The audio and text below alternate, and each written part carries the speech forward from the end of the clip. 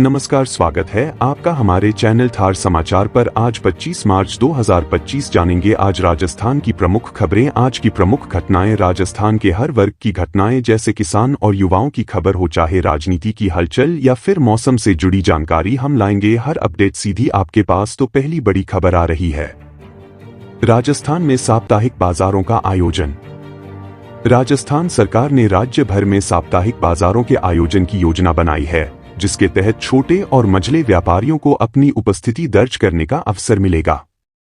इन बाजारों का आयोजन शहरों और कस्बों के प्रमुख स्थानों पर किया जाएगा, ताकि लोग ताजे फल, सब्जियां और अन्य घरेलू उत्पाद सीधे खरीद सकें।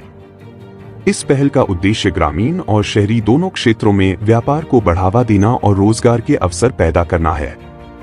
साप्ताहिक बाजारों से किसानों और छोटे व्यापारियों को भी अपने उत्पाद बेचने का मौका मिलेगा, जिससे उनकी आय में वृद्धि होगी।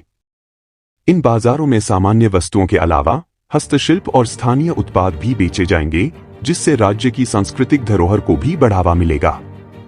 राज्य सरकार की यह योजना ग्रामीण अर्थव्यवस्था को सशक्त बनाने और स्थानीय उत्पादों को प्रोत्साहन देने की दिशा में एक महत्वपूर्ण कदम मानी जा रही है। इस कदम से राजस्थान के ग्रामीण इलाकों में व्यापार के नए अवसर पैदा होंगे और उपभोक्ताओं को सस्ते और ताजे उत्पाद मिलेंगे। 8. राजस्थान में स्वास्थ्य सेवाओं में सुधार। राजस्थान सरकार ने राज्य के स्वास्थ्य क्षेत्र में सुधार के लिए नई योजनाओं की शुरुआत की है। मुख्यमंत्री अशोक गहलोत ने राज्य के विभिन्न हिस्सों में मेडिकल कॉलेजों और अस्पतालों का निर्माण करने की घोषणा की है। इसके साथ ही सरकारी अस्पतालों में चिकित्सा सेवाओं को बेहतर बनाने के लिए मेडिकल उपकरणों और दवाइयों की उपलब्धता सुनिश्चित की जाएगी। इस पहल का उद्देश्य ग्रामीण इलाकों में स्वास्थ्य सेवाओं को बेहतर बनाना है, ताकि दूर दराज के क्षेत्रों में रहने वाले लोग भी उच्च गुणवत्ता की चिकित्सा सुविधाओं का लाभ उठा सकें। मुख्यमंत्री ने यह भी बताया कि राज्य सरकार ने गरीब और जरूरतमंद लोगों के लिए मुफ्त इलाज की योजनाओं को और विस्तृत किया है। अस्पतालों में स्वच्छता, कर्मियों की ट्रेनिंग और चिकित्सा सहायता को प्राथमिकता दी जाएगी। इसके अलावा राज्य के विभिन्न जिलों में नए स्वास्थ्य केंद्रों का निर्माण किया जाएगा, ताकि स्वास्थ्य सेवाओं का दायरा बढ़ सके और लोग आसानी से इलाज करवा सकें। इस योजना से राजस्थान के स्वास्थ्य क्षेत्र में बड़े बदलाव की संभावना है और यह राज्य के नागरिकों को बेहतर स्वास्थ्य सेवाएं प्रदान करने में मदद करेगा। नया बिजली कनेक्शन लेना हुआ आसान। राजस्थान में अब बिजली कनेक्शन प्राप्त करना आसान हो गया है। राज्य सरकार ने प्रदेश भर में ई-मित्र के माध्यम से बिजली कनेक्शन के आवेदन को और अधिक सुगम बना दिया है। इस नई प्रक्रिया के तहत नए कनेक्शन के लिए अब ई-मित्र पर आवेदन किया जा सकता है और इस प्रक्रिया को डिस्कस डिस्ट्रीब्यूशन कंपनी के new connection management system (NCMS) से जोड़ा गया है। इससे बिजली कनेक्शन के लिए कार्यालयों के चक्कर काटने की जरूरत नहीं पड़ेगी। अब ई-मित्र से आवेदन करने के बाद डिस्कस के कर्मचारी कनेक्शन की प्रक्रिया की निगरानी करेंगे और संबंधित कार्यों को स्वचालित रूप से पूरा करेंगे। इस कदम से राजस्थान के नागरिकों को नए कनेक्शन प्राप्त करने में आसानी होगी और समय की बचत भी होगी। राणा सांगा पर विवादित बयान से सियासी घमासान। राजस्थान में वीर शिरोमणि महाराणा सांगा पर समाजवादी पार्टी के सांसद रामजी लाल सुमन द्वारा की गई विवादित टिप्पणी के बाद सियासी हलचल तेज हो गई है। सुमन ने महाराणा सांगा को गद्दार कहा, जिससे प्रदेश में भारी विरोध शुरू हो गया। मुख्यमंत्री भजन लाल शर्मा, डिप्टी सीएम दिया कुमारी और अन्य कांग्रेसी नेताओं ने इस बयान की कड़ी आलोचना की। इसके अलावा निर्दलीय विधायक विद्र सिंह भाटी ने मांग की कि इस तरह के गैर जिम्मेदाराना वक्तव्य देने वालों के खिलाफ कड़ी कार्रवाई की जाए। महाराणा सांगा की वीरता और राष्ट्र के प्रति उनकी निष्ठा को लेकर जारी इस बहस में समाज के विभिन्न हिस्सों ने अपने विरोधी रुख को व्यक्त किया है। इस मुद्दे पर राजनीतिक दलों के बीच घमासान अब आगे बढ़ता दिखाई दे रहा है। पाकिस्तानी गुब्बारा मिलने से हड़कंप। राजस्थान के हनुमानगढ़ जिले के संगरिया उपखंड क्षेत्र में पाकिस्तानी गुब्बारा मिलने से हड़कंप मच गया है। यह गुब्बारा ग्राम नाथफाना की रोही चक 3 mm क्षेत्र में मिला, जिस पर जॉन पाकिस्तान लिखा हुआ था। मामले की सूचना मिलने पर पुलिस ने मौके पर पहुंचकर गुब्बारे को जब्त कर लिया और जांच शुरू कर दी।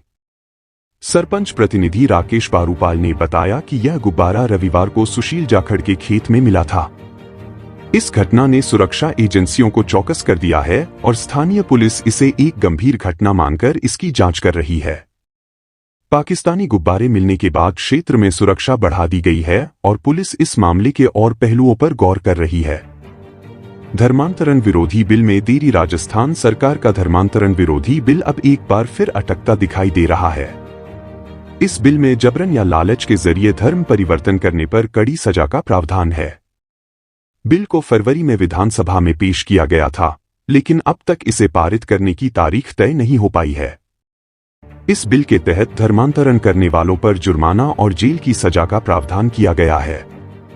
इसके अलावा धर्म परिवर्तन के लिए कलेक्टर से अनुमति लेने की आवश्यकता होगी।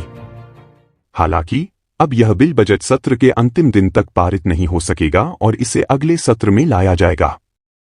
इसके साथ ही धर्मांतरण के उद्देश्य से की गई शादी के खिलाफ भी सख्त प्रावधान प्रस्तावित हैं। राजस्थान दिवस की तैयारी और कार्यक्रम। राजस्थान सरकार ने इस बार राजस्थान दिवस के कार्यक्रमों की अवधि को 7 दिनों तक बढ़ा दिया है। 30 मार्च को शुरू होने वाले इस आयोजन में राज्य भर के विभिन्न जिलों में कार्यक्रम होंगे। इन कार्यक्रमों में किसान, महिला, युवा, वंचित वर्ग और निवेश को केंद्र में रखा जाएगा। खास बात यह है कि इस बार महिला सम्मेलन, गरीबों के लिए कार्यक्रम, सुशासन समारोह, युवा एवं रोजगार उत्सव और किसान सम्मेलन जैसे कई महत्वपूर्ण आयोजन होंगे। इन आयोजनों के दौरान सरकार कई नई योजनाओं की घोषणा भी कर सकती है। 25 मार्च से 31 मार्च तक होने वाले इन कार्यक्रमों का उद्देश्य प्रदेश के विभिन्न वर्गों की समस्याओं और उनके समाधान पर विचार करना है।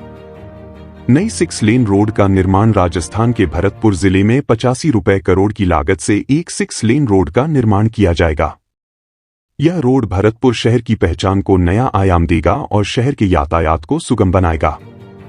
यह रोड सरसों अनुसंधान निदेशालय से चामल माता मंदिर तक और हीरादास चौराहे से शीशम तिराहे तक बनेगा। इस रोड का डिजाइन जयपुर के प्रसिद्ध जेलन मार्ग के तर्ज पर किया जाएगा। इसके निर्माण से न केवल यातायात में आसानी होगी, बल्कि इससे शहर के विकास को भी नया दिशा मिलेगी। इस 6 लेन रोड के बनने से भरतपुर शहर की संपर्क व्यवस्था बेहतर होगी और लोगों को रोजाना के यातायात में सहूलियत होगी।